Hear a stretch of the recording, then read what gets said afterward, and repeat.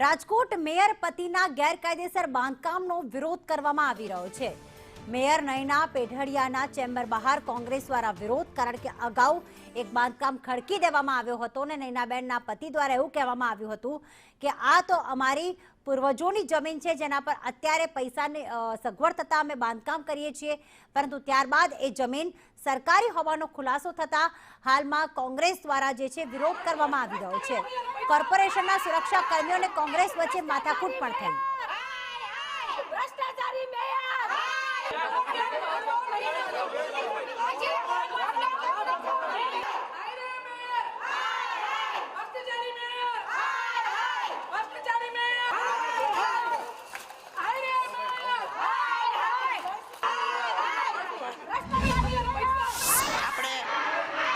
કલેક્ટરે પણ જવાબ આપી દીધો છે,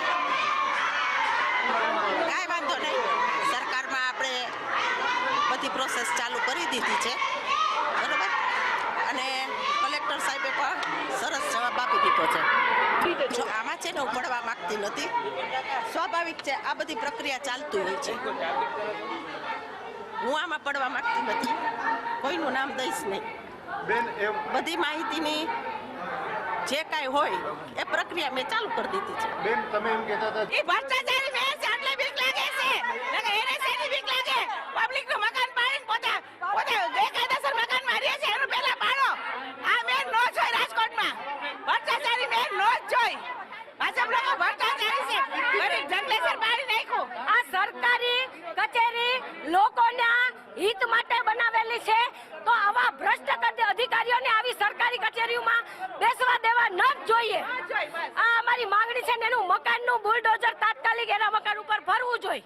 શહેરમાં મકાન પાડ્યા તો બધા વિરોધ કરે છે, તો પછી અત્યારે એનો કેમ કોઈ વિરોધ નથી કરતા? હે, અમે એનો વિરોધ કેમ કોઈ નથી કરતા? ઈ ખાલી ઓલી જગ્યા ઉપર રહે છે, હું કે ભાજપ વાળા છે એટલે જંગલેશ્વરમાં નાના માણસોના મકાનો પાડવામાં આવે તો આ મેયરના પતિએ કરેલું બાંધકામ કેમ પાડવામાં ન આવે?